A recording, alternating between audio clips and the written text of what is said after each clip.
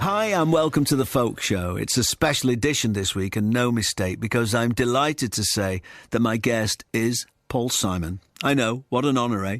Coming up over the next hour, a new conversation exploring Paul's new music and his musical life and a scattering of songs you already know and love. When we talked, he was in New York. And so... Tom, get your play right on.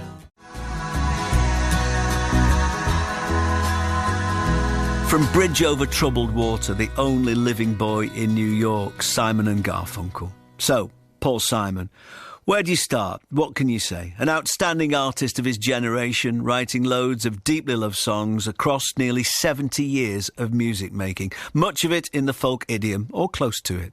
His formative years were certainly spent on the New York and UK folk scenes.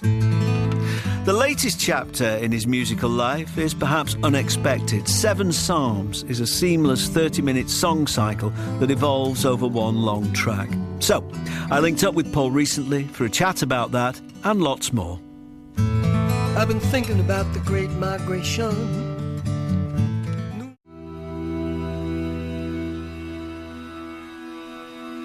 Hello, Paul. Hi, is that Mark? This is Mark Radcliffe in Salford. How are you? I'm good. How are you? Yeah, really good. Just so we can get a feeling of you and where you are. Tell us where you are, because you're not at home, are you? I'm in Midtown Manhattan. I can look out the window and see all the way down to Wall Street, the tip of Manhattan. Yeah. I'm in a little studio with just a nondescript room. That's all. But anyway, essentially, I'm in New York. You're in New York, yeah, because you live a rural life now at home? We're a little bit on the peripatetic side. We're all over the place, but I've just come from Texas. Yeah. I've been in Texas for a while, but we still have our place in New York. Yeah. And I'll probably always stay here. It's my hometown, really. Yeah. So, 7 Psalms. What prompted this, Paul? Well, as you may have heard, what happened was on January 15th, 2019, I had a dream that said you're supposed to write, or you are writing, a piece called 7 Psalms. And it was that vivid a dream that I woke up and wrote it down, and then began, very gradually to write guitar pieces. It's not like I haven't had dreams that have been about songs or things like that before. I have, but this was so vivid that I actually took it seriously and said, I wonder what I'm supposed to do with 7 Psalms. I have no idea. In fact, the next day I got up and looked up the word Psalms just to see if what I thought it was is what it really was. So then the process of creating this piece began, and for about a year I just wrote guitar pieces, and then words began to come. And this is not unusual for me in my writing process. I always start with the music. Right. The melody comes next, and then the lyrics. And it usually takes me about 3 years, 2 to 3 years to complete a piece. And that's what it did with this. The thing about it that's different is that the subject matter was more dictated by the dream and the title than what is the usual case when I make an album, which is just what's ever on my mind about what's going on in the world. But in this case, it had a more, if you like to call it spiritual, I suppose that would do. It's a sort of a word that's become a cliche. Do you call it a spiritual record rather than a religious record, then? Well, I'd prefer not to call it either one, because both terms are, on the cusp of being cliches, but it's definitely not a religious record, no. I'm not religious. I have my feelings about the subject of God, but I don't pursue that through the disciplines of any particular religion. I'm just doing it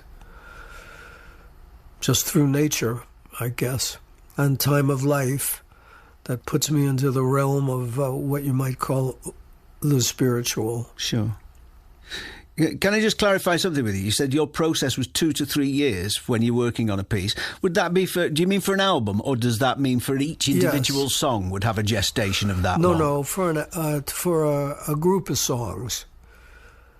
Most albums, they take about 3 years from inception to the completion. Earlier in my career, it was maybe closer to 2 years.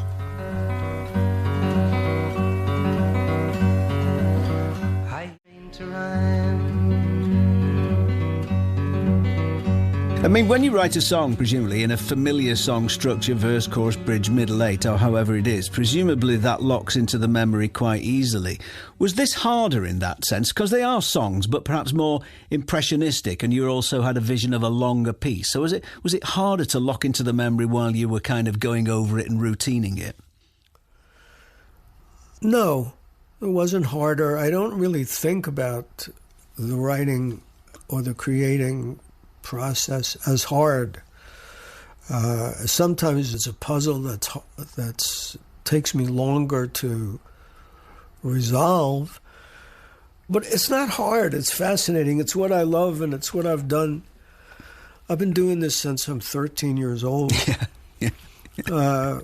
So I understand that it takes a longer period of time, and maybe earlier in my career, I might have thought that I had periods that you might call writer's block. Right. But I don't believe in that anymore. I just think it's not finished. Maybe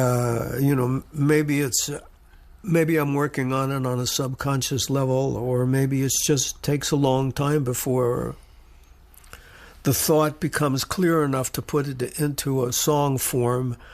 And even then, it seldom is exactly as clear as I would hope it to be. Yeah. But again, I wouldn't call it hard because I love it so much. Yeah. It made perfect sense that you started with writing the guitars, because I was thinking, listening to the record, the music is in some ways a love affair between you and the acoustic guitar. And I wondered, do you play every day? And do you have a favourite guitar that you always pick up? Yes, I play every day. And yes, I have a favorite guitar. It's a Gurion, and the guy who made it, his name is Michael Gurion, and he made it for me in 1972. And it's the acoustic guitar that I've played on every record. Really, I guess every record in my solo career since Simon and Garfunkel. I used a different guitar in the years when I played and sang with Artie. Yeah. But this guitar is called Gurion, and it was made in 1972.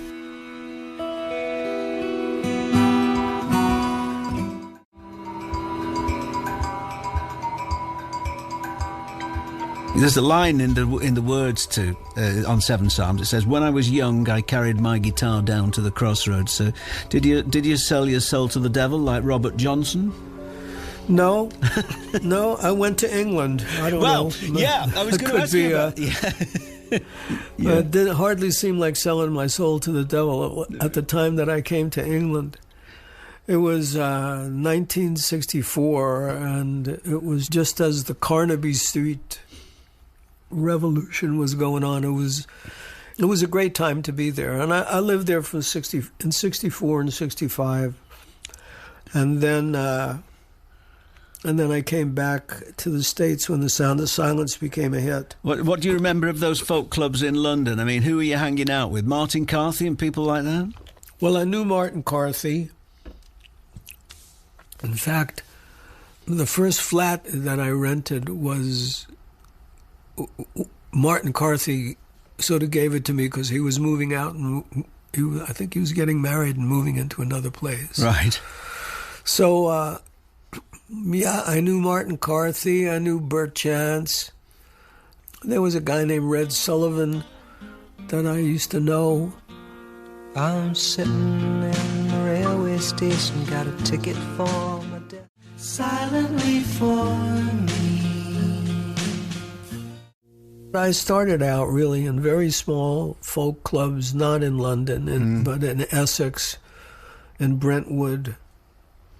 And then eventually I moved into the East End of London, down near Cable Street. I moved into the apartment of this woman, Judith Piepi. Now, that's interesting with Judith Piepi because, you know, we're talking to some degree about, you know, not religion, but spiritual matters, perhaps. But she was quite religious. Well, she was, because she was the curator of the folk cellar at St Anne's Church, and she convinced the producer of a programme called 5 to 10, which was a religious programme. Oh, I remember it well. Right, so she gave you your first session for the BBC. So your first recordings for the BBC were on a religious programme.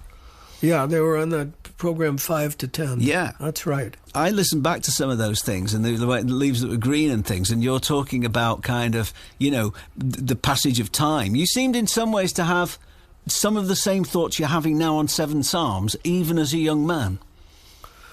Yeah, well, leaves that are green, yeah, that's right, but that deals with that subject. I guess I didn't really know what I was talking about, but I intuited something enough to write a song about it. Yeah. Now now I know what I'm talking about. Sometime in everybody's life, not necessarily at a particular age, you're struck with the feeling that things are slipping by you. And you try and grab them, you know. I sometimes wake up in the morning and I think to myself, there's so many things that I have to do, and I haven't got anywhere near enough time to do it.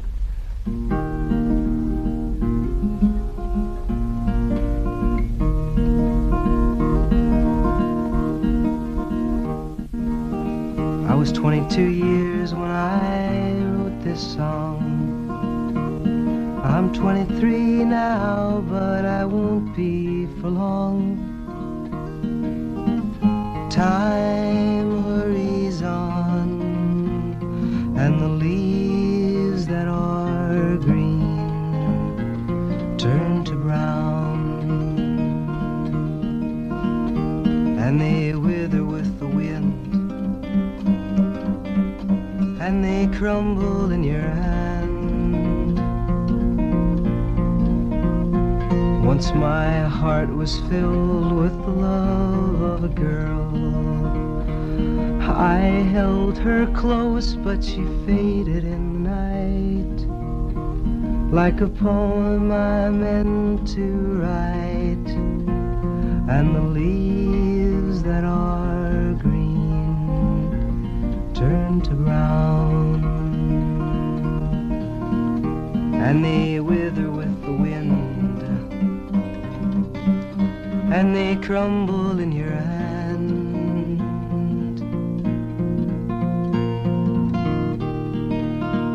Leaves That Are Green. Paul Simon, aged about 23 in 1965, suffering from a heavy cold in London, recorded for the BBC's religious programme 5 to 10.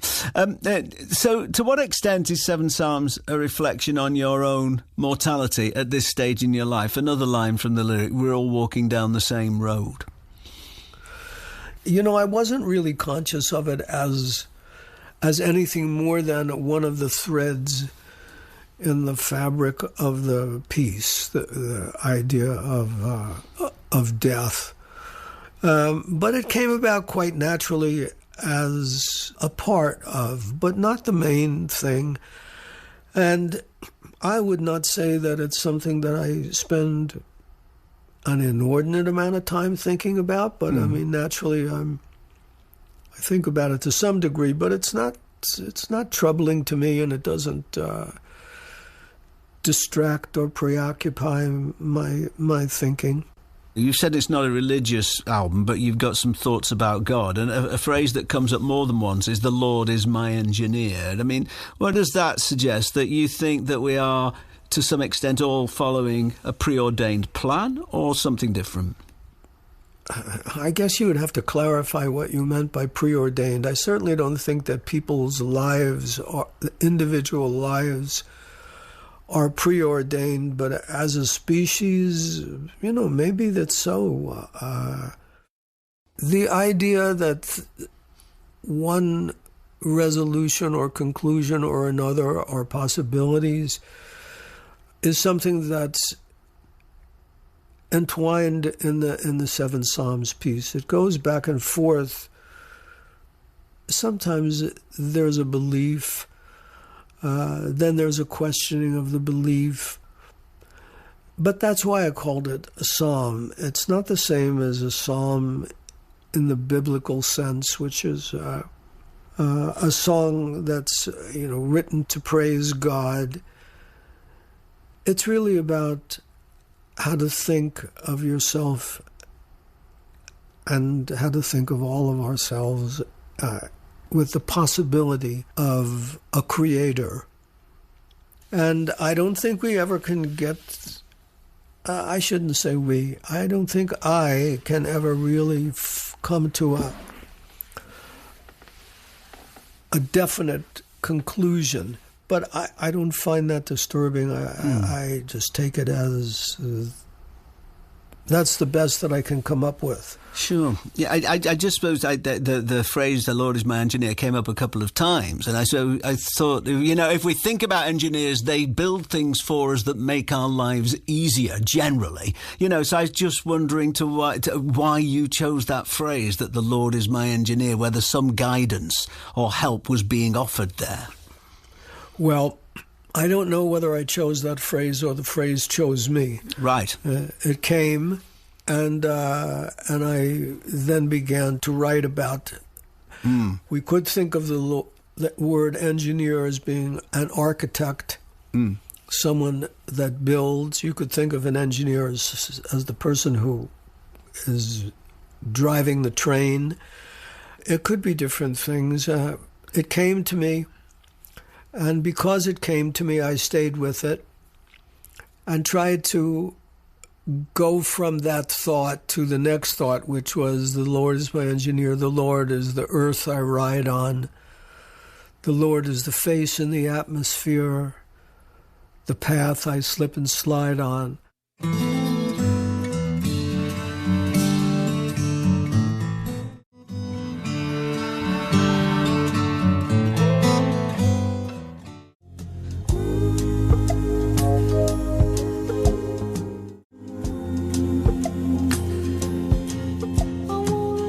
Slip sliding away, of course, and I'll be continuing my chat with Paul Simon after this, from his new song cycle Seven Psalms, a duet with wife Edie Brickell.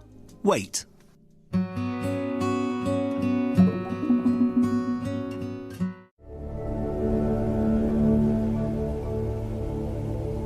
Paul Simon and Edie Brickell with the closing words of Paul's Seven Psalms album. It's quite interesting hearing you talk about this, because it came to you in a dream, and it seems in some ways, though you've created it and you spent all this time doing it, you're still kind of interpreting some of what it's about even now.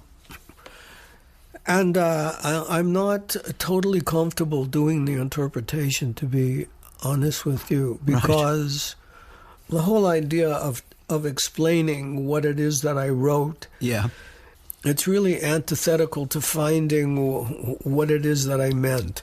What I meant is what the song is.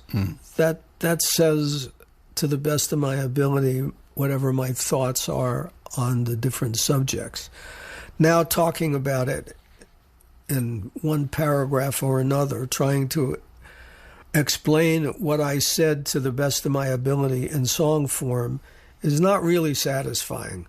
It's just, we're just doing it because you're interviewing me and you're asking questions and I'm answering them kind of in a stumbling way. But the truth is that the clearest I was in thinking about these different subjects is expressed in the music. And the most pleasure is by listening to the music. We don't need to go down a rabbit hole with that, but let me just ask you one thing. You say at one point, the words say, heaven is beautiful, it's almost like home. In fact, I think it might be Edie who sings that line. But I mean, yes. Have you got your... how do you feel about death at this point in life? It's like you also say, I want to believe in a dreamless transition. I mean, is this musings on mortality in any way? Well, yes, it is, but... both of those lines contain an element of doubt or uncertainty. I'd like to believe in a dreamless transition. That doesn't mean that I necessarily believe in a dreamless transition. No. It just says I'd like to believe We'd in all that. like to believe, I guess, yeah. And heaven is beautiful. It's almost like home. We understand what home is, and we can imagine what, if anything, there is after death, and you could imagine it to be another home, but you don't know. You can believe in it if you have belief, but it doesn't really matter whether you have belief or you don't have belief, because the fact won't be revealed until after we are no longer being interviewed. Indeed.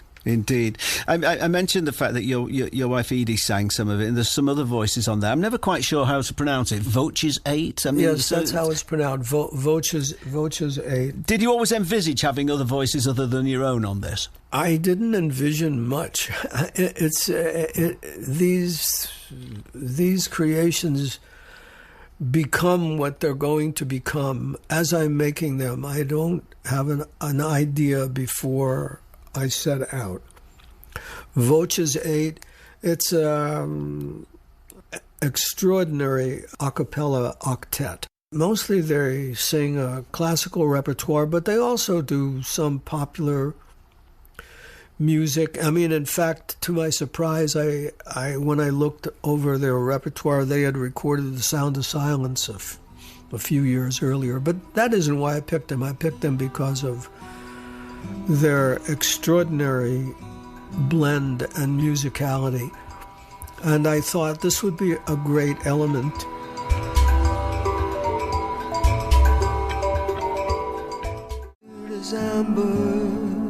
In the mist. Where are you up to? I mean, I went to your farewell tour, so has anything changed? Is that you done with performing? Well, I am, but not voluntarily. About 2 years ago, I started to have some hearing loss in my left ear, and I had an operation that I was hoping would improve my hearing, but it didn't. It made it worse, and so now I don't have any hearing on my left side. I'm sorry. So I can deal with sound if it's soft, like I can deal with playing guitar and singing, or having another guitarist play and singing. But if I go back to my band and put a drummer in and electric guitars, and I try to sing Graceland, I can't hear enough. I'm hopeful that I can perform 7 Psalms one day because it's soft and it's just acoustic guitars, but I don't think I could manage a rhythm tune. And so much of what I was doing was rhythm songs, So anyway, no, I don't think I'm going to perform, but I'm starting to, adjust to that idea without feeling terribly disappointed. And I'm starting to think, okay, I can't do that, but I can write. And I have written a few songs since the 7 Psalms I was going to piece. ask you if there was more to come, yeah. Yeah, I've written a couple of songs. Also, there's an animated movie project that I'm thinking of writing the score for. Okay. And Edie and I always wanted to make an album of duets. My thinking about music has probably never been more clear than it is now. And my voice is still pretty much intact. So I'm perfectly capable of making music, but unfortunately, I'm not capable of getting up on a stage in front of a large audience. That's just the way it is. Things are changing, though, Paul. We've got ABBA in Avatar form in London at a theatre at the moment. How would you feel? Because obviously some of the music you've made over your career, people love the solo stuff and the stuff with Artie. How would you feel about the Simon and Garfunkel Avatars performing the songbook? I wouldn't feel too good about that. Right. Why not? Because you feel that it just lacks the passion and the presence and the emotion that you guys put into it. It's just one part of my career very early on. Yeah. And I'm not in touch with Art Garfunkel, so that's not something I'd be interested in. And I don't know whether I'd be interested in one that did my whole... I don't know. Quite honestly, I guess I'd have to see one to see whether that's something I'm interested in. I don't find myself thinking too much about the past. In fact, I mean, I haven't even heard Seven Psalms since I finished it last November. Is that usual for you, to not listen to a record once you've made it? Yeah. I don't go and listen to my work once I'm finished with it. I listen to it so much when I'm working on it that by the time I'm finished, I'm finished. I don't want to hear it. Sure. With the release of Seven Psalms and the age you are in life, are you content? Are you at peace, Paul? I don't know how to answer that question. In many ways, but in some ways, I don't know that I've ever really... At times, yeah. At times I feel... I don't know. I have a hard time answering that question. Not sure what at peace means. What do you mean when you say that? Are you happy? A fair amount of the time, I'm happy. Peace is more my goal than happiness. I like being happy, but it's an ideal state, and just the way life is. You can't always be happy, but you can be relatively at peace. But it's something that I have to work at. But yeah, I would say, just to answer generally, how am I feeling? I'm feeling pretty good. Fat Charlie the Archangel sloped into the... From the truly classic Graceland album, 1986, that's Crazy Love, Volume 2 by Paul Simon. Thanks to him for spending all this time with us. It was a real pleasure.